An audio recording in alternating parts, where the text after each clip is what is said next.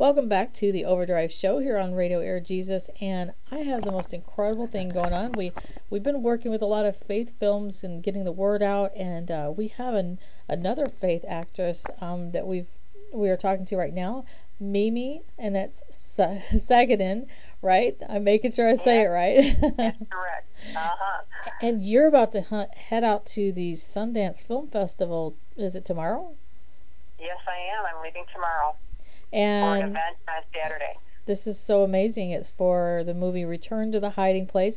We have a common friend. I know people on my show especially know that we have interviewed Jen Gottson, which she connected through there. But also we play Sean Guerrero's music, and she connected with him through the movie Princess Cut. So there's all these different connections. But this film is. I think it's going to be heartbreaking. I think I'm going to cry when I see this. I can already tell. But it's an incredible. I've never seen this kind of perspective on the Holocaust. Can you tell us, kind of a I don't know, your best, pitch? Give us your best pitch on this. Why do we want to go see this? What's this movie about? Well, the reason you would want to see it, if you're familiar with the original movie called The Hiding Place, that was made in the 70s, written by Corrie ten Boom, the woman that I portray. And the original story is about her family and how they risked their lives to save their Jewish friends and neighbors during the Nazi invasion during the early 1940s. In the original movie, The Hiding Place, it follows the family and how they eventually were found out and arrested, and Corrie and her sister Betsy and her father were arrested and sent to concentration camp, and Corrie was the only survivor. And the woman was an incredibly strong woman of faith, and she lived until her 80s and traveled the world for over 30 years after that, sharing God's love about forgiveness. Well, fast forward a couple of decades, and Hans Poli was the name of the first person, the first fugitive, if you will, that hid in the ten Boom home. He wasn't Jewish. He was a 17-year-old Dutch Christian boy, but Hitler was forcing the boys between the ages of 15 and 30 to join his army, and if they did not, they would go to a work camp. And so the family, friends of the ten Booms, the Polis, had their son hide in Corrie's home. So this movie, Return to the Hiding Place, was a book written by Hans Poli. He was a 17-year-old. He was a physicist. He was engaged to be married. And the movie follows his journey from his perspective. So this movie is from Hans Poli's perspective, what it was like for a young boy to be in hiding during this frightening time. But what's encouraging and different about this movie that has to do with the Nazi invasion and the Holocaust was that it encourages the teenagers and the youth of our generation to stand up for what is right. So it follows the journey of his teenage friends and how they help Corrie ten Boom save Jewish lives. So Corrie ten Boom's home was a safe house, and these young teenagers would people would come to their home, and then from the ten Boom home, they would be transferred to other homes, other farms. And to do that, a lot of these teenagers, including Hans Poli, had to dress up like women and ride their bicycle through town with maybe a baby in their basket and bring it to another safe house. So it's just this incredible story of teenagers standing up for what they believe was right, and they risk their lives to do it. Well, and it has a kind of a Anne Frank feel to it. It was another way of them hiding out from the horrible things that were happening. And it just kind of like Schindler's List. That's a movie I can only watch about once every 3 or 4 or 5 years. Right. Like, it's so heart-wrenching, but I think it's so important to have people know that. I love that the Freedom Writers, the movie and the book, like they let the kids like dive into the story, because you know it was such a mass tragedy that these little stories that come out of it of bravery and things like that are places of encouragement for other people that are, for some people their Holocaust is their home. I mean, to kind of see these people in these situations and see their bravery and see how they got the courage to come out of these situations is a huge encouragement to other people. It is. It's relevant to today. It's about truly loving your neighbor, and stopping, this selfishness that's pervasive, in our culture.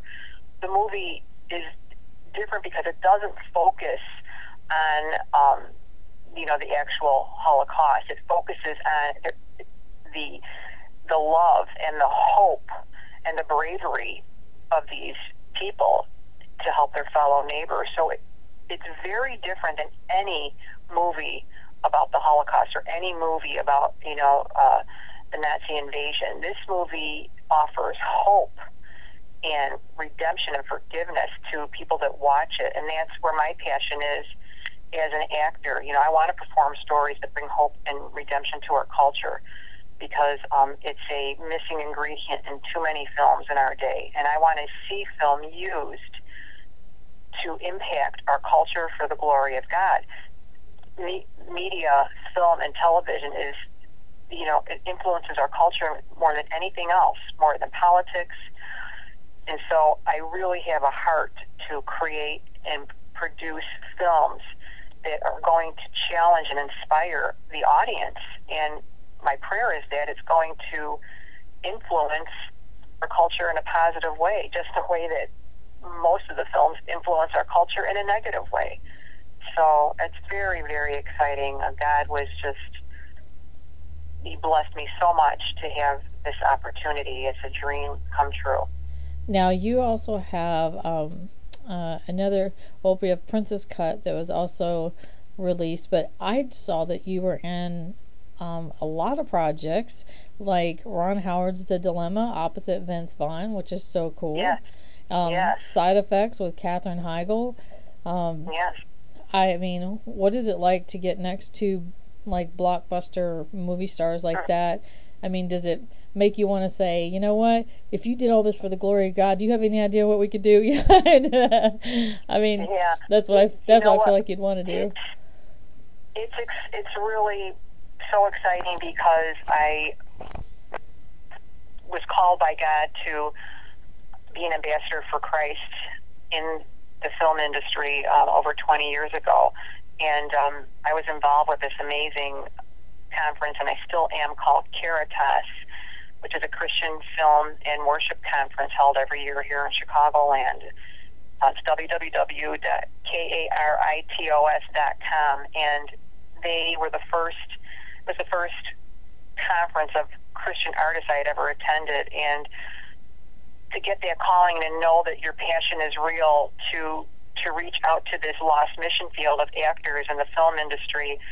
So that was my calling. So by the time when I got on set with these projects, it was very exciting for me to know that I just wanted to be a friend to whoever came past me, whether it be the craft service person or the gaffer or the cinematographer. I just wanted to show the love of God, in the workplace, but it happened to be on set.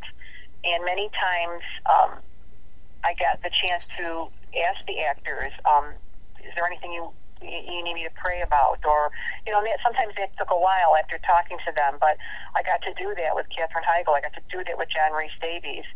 And I've witnessed numerous times to the crew on different sets. I had the wonderful opportunity to be Emma Thompson's stand-in for 5 weeks in the movie Stranger Than Fiction. I think the world of her. So I got to work alongside her, and even though I wasn't on camera, but we worked very closely.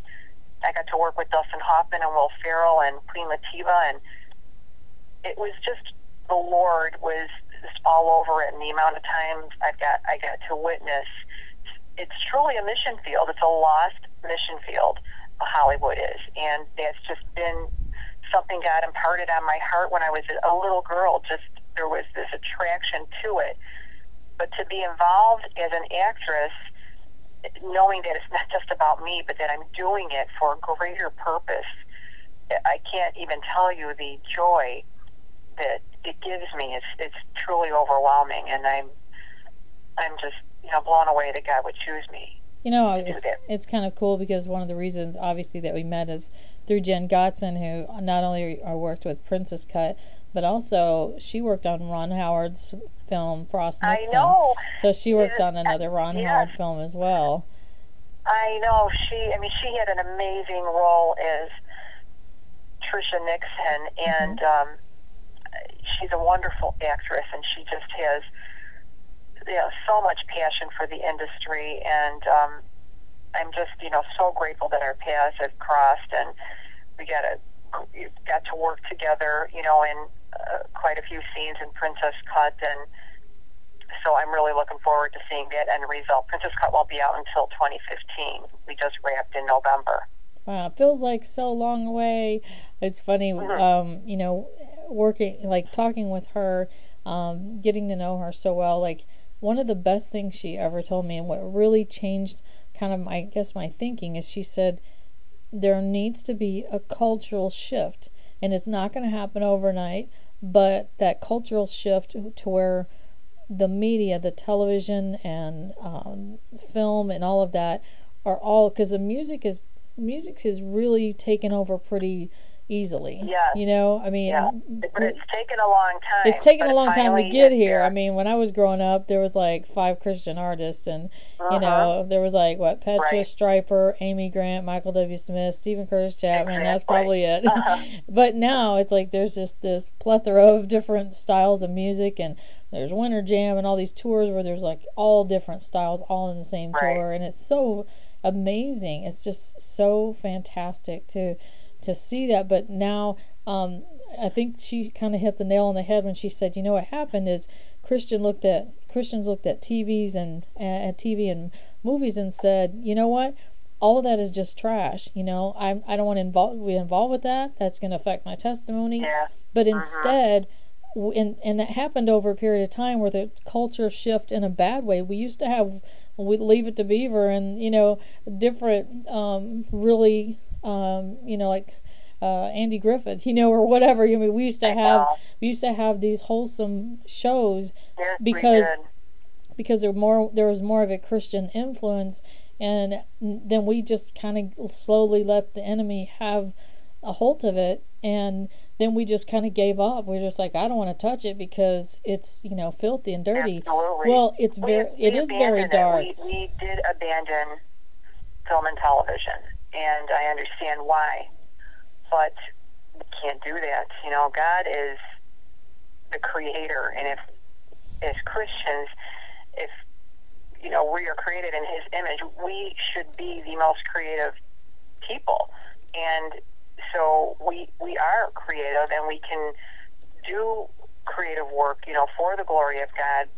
But it's kind of like starting from square one in a sense. But I do believe that over the past 20 years since I've been involved in trying to create Christian projects, I've just recently started to see a shift in a truly positive way. I'm starting to see Christian storytellers and filmmakers and writers, really starting to produce compelling stories and not cheesy stories. We tended to be very cheesy in the original Christian films, that everything had to have a pretty bow on it, and we have to be real and relevant, and we do have to compete, with what the culture is giving, what the films are giving the culture, not artistically. So we have to be excellent. We should be the most excellent filmmakers as Christians. And not everything has to be there doesn't always have to be a gospel message in every film. For some filmmakers, that is the way that they want to go, and that's wonderful. I love that. But then there's some, it's covert, you're under the radar, and you're letting people think about, and challenge faith and what their purpose in life is. And I want to see films that are going to make people happy. Yeah. Where did that go? And not just, raunchy comedies or, just truly happy films. I will tell you, I just saw the film Saving Mr. Banks.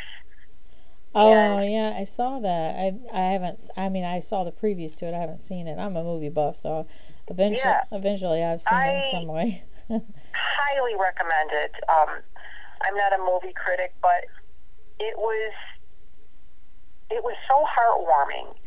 It was funny. It was sad, but it was so uplifting. And there was a quote in there. I don't know if it was true, but Disney was speaking to the author of Mary Poppins. I think her name is P.L. Travers, and he said that storytellers give hope to the world. Yeah. And I started to cry. I thought, yes, we do, or we should. And the movie was marvelous, and just what he said just resonated with me. And I thought, yes, Lord, that's what I want to do. I want to give hope to this dying world that doesn't know you, and that is just the news is just so depressing and it's so oppressive, and we have to combat that. And I know film can do that. And so challenging people to think about their faith, making them happy, giving them an alternative, and then giving them, the gospel. So we've got a lot of road ahead of us, but it's very exciting. The Lord is moving. I love the quote from The Lion, Witch, and the Wardrobe. Aslan is on the move. And, that's how I feel.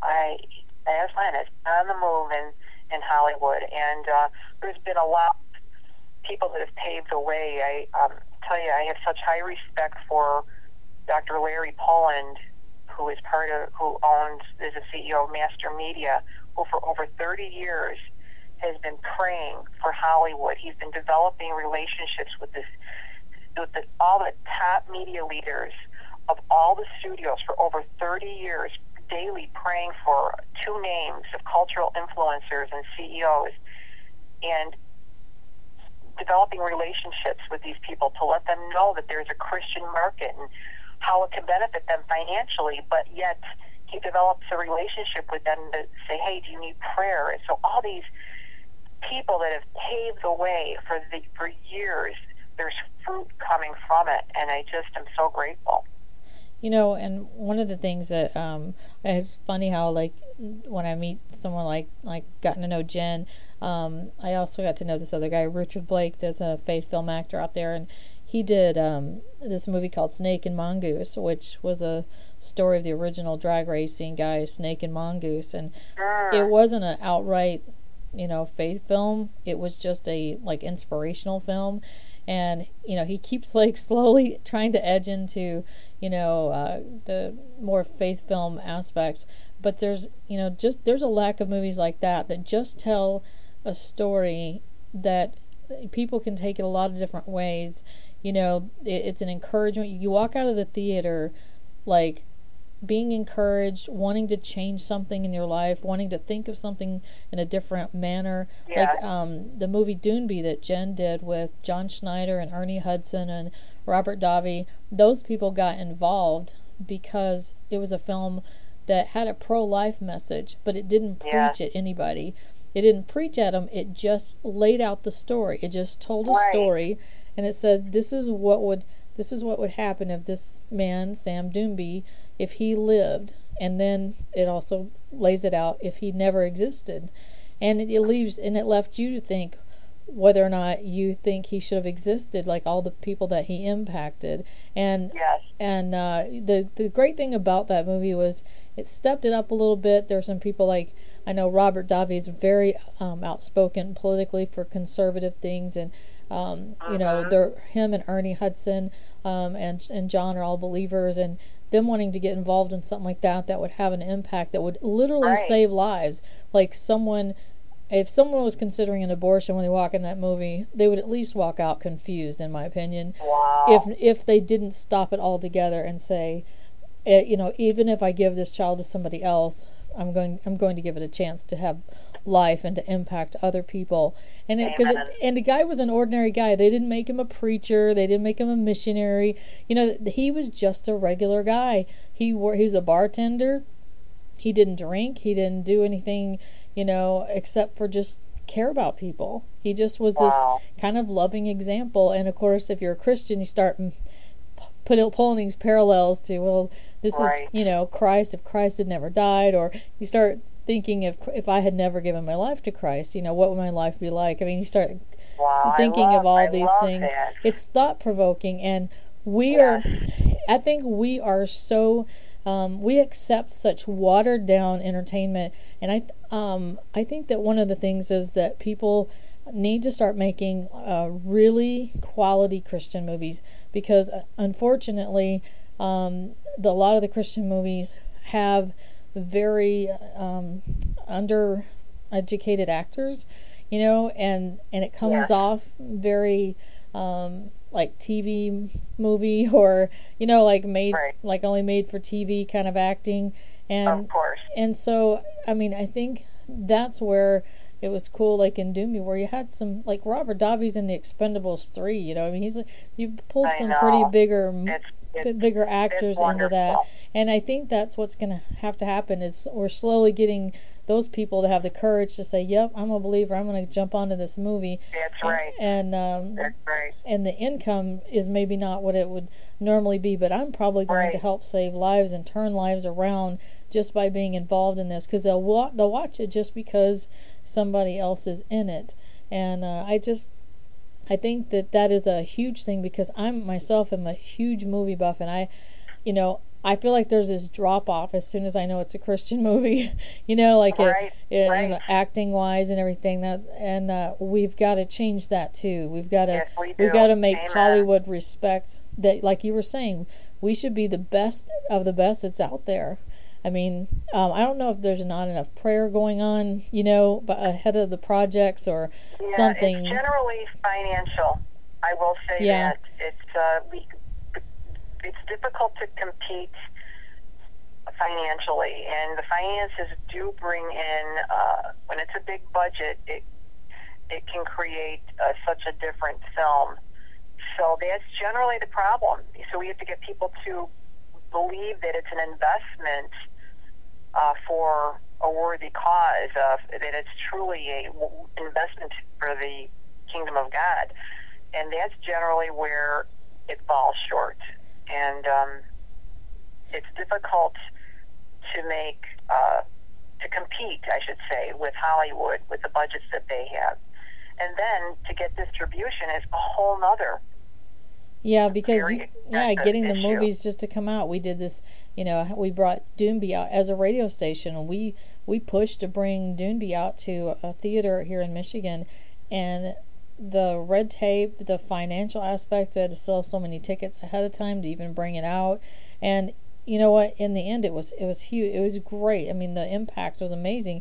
But that was 2 or 3 months of hard sell. I mean, I was really surprised because to have the actress actually come out, and she did a Q&A afterwards. We had a couple of bands. We had Sean Guerrero come out. He has a video that she made with him where I know. Yeah, it's great. Well, we played that video on the screen while he sang in front.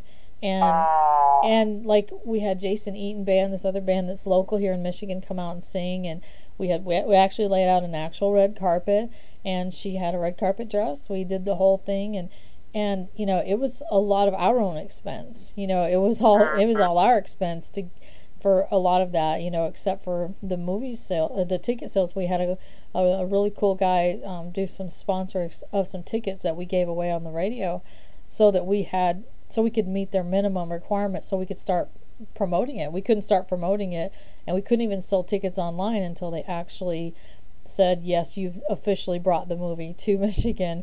So and then they would only let us do it on a Monday, Tuesday, Wednesday, or Thursday, which of course is very difficult to get people out to the movies during the week.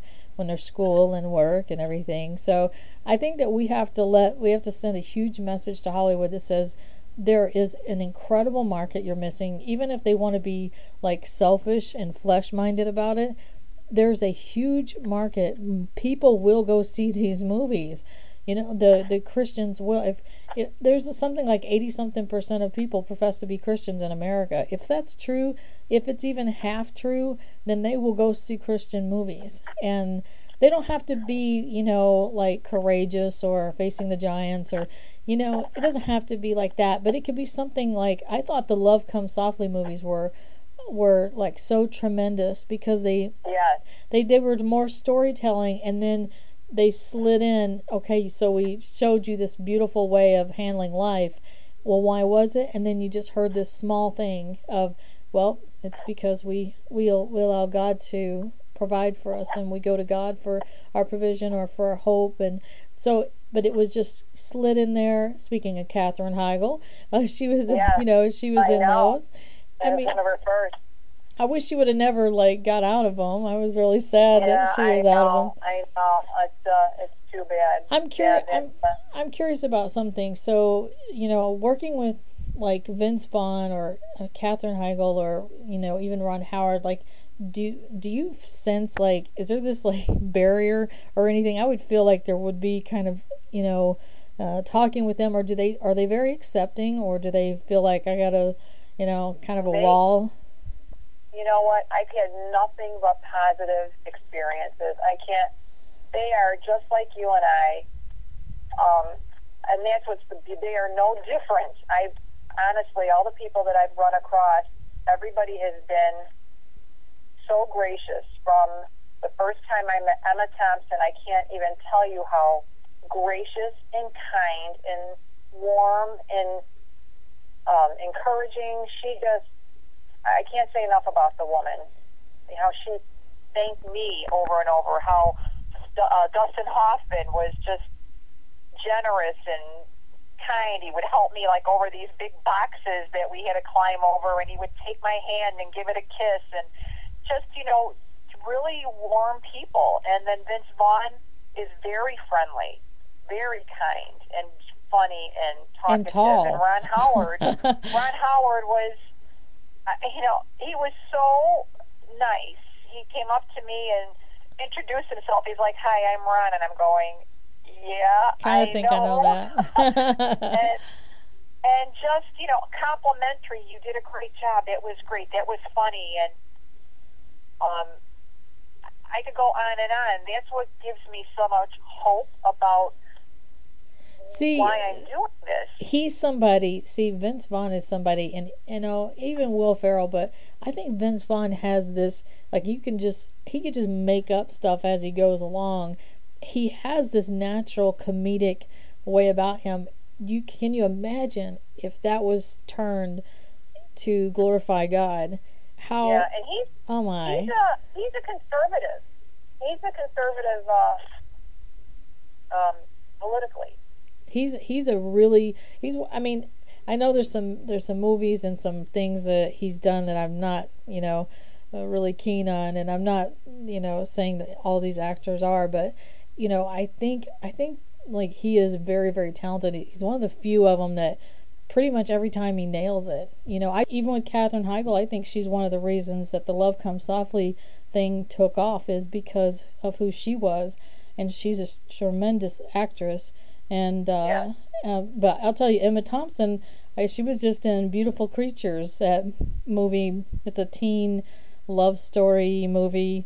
I know it's I don't approve of the witchcraft aspect of it, but she plays like the mean lady, and I was like, cannot imagine her playing the mean lady. Oh, I didn't see that. That sounds interesting. But now I thought she was fantastic in Stranger Than Fiction, because she played a writer that's not been out in the world very much, and then watching Queen Latifah just like kind of rein her in and say, "What is wrong with you, lady?" That was such a joy to work on. I really it solidified the fact that I wanted to work in film. That was my first Hollywood project that I worked on, and I caught the bug, and I never turned back. So how did they use you with? It was the best acting class anyone could take, because as a stand-in, you're able to be in the room while they're rehearsing with the director. So I would watch them on, doing a scene, every full scene with Will or with Dustin, and you can't get that in college or university, and it was really amazing to see how they work, and they're no different than anybody else, any other actor. Everybody struggles, and with the same things, and goes over their lines, and there's no magic to a quote unquote Hollywood actor. They're just like you and I, and they just happen to be working on a big film. So the process. Your phone is cutting out. I didn't hear about that last whole sentence, whatever that was. Yeah, I'm sorry. I'm moving my car now. Can you hear me now? Yeah. Test. I would think it was by some breeze. Where did you not catch me with what it was? Well, we were just talking about working with them. Because I wondered if they knew you were a Christian, or you were working on Christian projects. If that was at the time. I didn't I didn't know, or just didn't know. I didn't get a chance to share with them. I got a chance to share with. I witnessed to about 3 different people that were crew members. That's awesome. I was the stand-in for Queen Latifah was also a believer. So while we coincidentally quote unquote. So while we had downtime, which you do have a lot of while you're on set, we would be praying. And wow. God opened the door. I got a chance to talk to this backslidden missionary kid who just happened to say something while we were getting lunch. He made a comment, and I said something about the Lord, and that was all it took, and it opened a wonderful dialogue. I spoke to, I can't even remember, it's a while ago, but there was a handful of people. I always take a journal, so I could go back in my journal, but that's my calling. I know that I'm there for more than just Mimi Sagadin. I'm there to be an ambassador for Christ, and that's what I pray and I wait for an opening. I feel like I'm a missionary to Hollywood, and God has confirmed that over and over again. And so they're just real people that just need the Lord, and oftentimes it's just that these sets are a lost mission field. These people are artists, especially. We're emotional people, and a lot of times use our hurts to portray characters, that we're cast in. And so I think there's a lot of hurting actors out there that all you have to do is talk to them and be open and real. Just be like anybody else. You're just developing a relationship and a friendship, and and it does take boldness. It does. You don't want to. People are like, you don't want to be looked at as a weirdo, but really, it's at the stage of life where I'm at. I don't care anymore. You get to that stage after a certain period of time, especially once you're a mom. I have three teenagers, 1 in college, 2 in high school. Right. It's water off a duck's back now to me most of the time. But now I was curious. Now I was talking to you earlier. I'm in Michigan, and you were saying that a lot of the shots for your new movie for Return to the Hiding Place was shot in actual Holland, Michigan, which you got our windmill in it. Yes. That's a big thing here. We have the Tulip Festival every year. I know. It's gorgeous. I know. They chose it for obvious reasons, and we also filmed on a sound stage in Manistee, Michigan. Oh, wow. I didn't know there were sound stages up there. I thought it was just snow. Yeah. Well, it's called 10 West Studios, and we filmed there for couple of weeks, and they recreated the 10-boom parlor and the boys' bedroom in the attic and a couple of other sets. And we used a body double for John Rhys Davies in the scenes there. And I love movie magic because a month later, we filmed the exact scene, but from a different angle in the actual 10-boom home in Holland, in Amsterdam, in Holland, Haarlem, actually, Netherlands, a suburb of Amsterdam. So it was great because we were the first film ever allowed to shoot in the 10-boom museum. It's the museum now, but it was their original home. And John Rhys Davies and I were doing a scene in the Netherlands that I had already done in Michigan, but with this body double. But now they were shooting the angle where the camera was facing us, whereas in Michigan, the camera was behind us. That's shooting, fascinating. Over the shoulder shot. So it was so cool. Movie magic is very fun. My daughter Amanda, she actually did photography for this event with Jen, and her passion, she's graduating this year, and she's Jen's helping her, she's mentoring her because she wants to go into sound editing, and she wants to be in film and behind the scenes, editing in general, but sound editing being more of the more lucrative areas where she could go into. But she does a lot of that. She's her second year in a digital media college course in her high school, and she does all kinds of cool things, angle wise, and like when she got her driver's license, her picture on her Facebook was her with her fist in the air like the Breakfast Club, but then she was in the middle of Jurassic Park. She had dinosaurs all around her. She put herself in the middle of a jungle with all these raptors and things,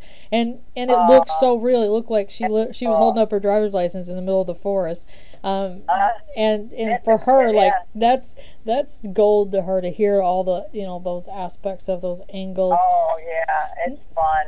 Now this particular film, it was able to be brought to the Sundance Festival because of winning an award, correct? Correct. It's won numerous awards, I think over 19 film festival awards, and we won 3 awards at the Bel Air Film Festival in September, and it's the first ever Triple Crown win at the Bel Air Film Festival in the 10 years that it's been going on. And the festival director, Melody Storm, chose our film to bring to Sundance on behalf of the Bel Air Film Festival. So we were honored that she chose us, and found out about it, about a week ago. So we are all getting everything together last minute to be there on Saturday night for the big red carpet event. It starts at 6:30, and for the red carpet, 7 o'clock is the film. So who gets to go with you? We'll have a question and answer afterward. Who gets to go with you to the red carpet? I'm actually going with a dear friend. I am a professor.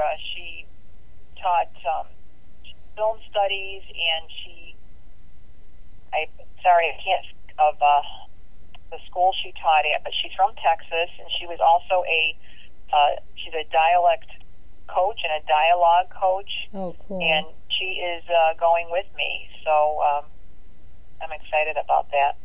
Well, I also noticed that you studied improv at Second City Theater. Yes. And then you co-founded Mission Improbable, a clean comedy. Yes. That's so cool, because I just got through watching on Netflix Thou Shalt Laugh, and I don't know if you've seen that. Yes. That's hilarious. Thor Ramsey? Yeah, there's 2 of them. One of them, Patricia Heaton was like the main host. Tim Conway hosted one of them. Like it was real.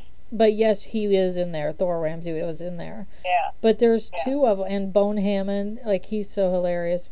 but there was all these amazing, and some of them big name, obviously Tim Conway and Patricia Heaton, but there was these amazing people that were in there, and one guy that was a ventriloquist, I can't remember his name, but anyways, they did it was a clean comedy thing, and there was a part 1 and a part 2, and they're on Netflix, and I was like, thank you. I was so excited to see a Christian comedy show that I could just watch and laugh and not even wonder, if my kids are sitting here with me, if it's going to get inappropriate. And what a novelty, right? Yeah, I mean, it's like, thank you, because I think that Hollywood in general and everybody else and the public in general thinks Christians don't have fun, that we don't laugh, we don't dance, we don't that is sorely needed, and that is something that I want to see more of in Christian film, our comedies. We definitely have dropped the ball on that. Dramas we're doing, we're coming along. Now comedies need to get up there, because we need to laugh. We need to laugh and have fun, and it doesn't have to be raunchy. And it takes more creativity to write non-raunchy comedy than it does, clean comedy. Well, yeah, I mean, a lot of them are just shock factor. You see so many of them. It's just, to use inappropriate language over and over. I think it's like at least a third or a quarter of all the language in there is just the curse words. Like, it fills up all the dialogue. I mean, just they think that makes it richer. It's laziness. Yeah, it's very. We might break up a little bit. I'm going through some trees. I'm going to probably have to cut our interview. Start to end if you. Yeah, I got way more than I needed, so I'm great. Yeah. I'll wrap it up clean and nicely. Thank you so much for being on here. I will be praying, and all of us will be praying. I'll ask prayer for everybody to pray for this at Sundance, because to have films like this impact the industry, we just need it so bad. And you were right about, as far as more than politics, if you look at how many people vote for like American Idol versus how many people vote at the even presidential elections, it's very sad. It's really, really sad. Those numbers. I never thought about that. It's really more people vote for reality TV contests like that than they do for the actual elections. That is so. Which, you're right. That shows you that our culture is so hugely influenced by what they hear by radio, they see on TV, and they see in the movies. And we've got to take it all over for the kingdom. We have to chase the enemy out, and that's by doing funny, dramatic, thought-provoking, interesting, fun, shows, music, movies, whatever it is that you're called to do. And I'll tell you, if you get anything comedy-wise you want to bring out to Michigan, please let me know. I would love to. I do a lot of emceeing, and I would love to help you if there's anything that you want to bring out. You're close enough. I mean, yeah, we're probably only 4 or 5 hours away. I think Chicago is about 4 or 5 hours, something like 4.5. Yeah, it's easy. You're probably the closest one these days. Everybody else is in Texas or LA, it seems. Well, that's where I'm born and raised. I'm a Texan. I was born and raised in Texas. Oh. I see. There's always this Texas connection. It's God's country. I told Jen when she made God's Country, I said, that's a beautiful movie, and yeah, that was beautiful scenery, but God's Country really is the Lone Star State.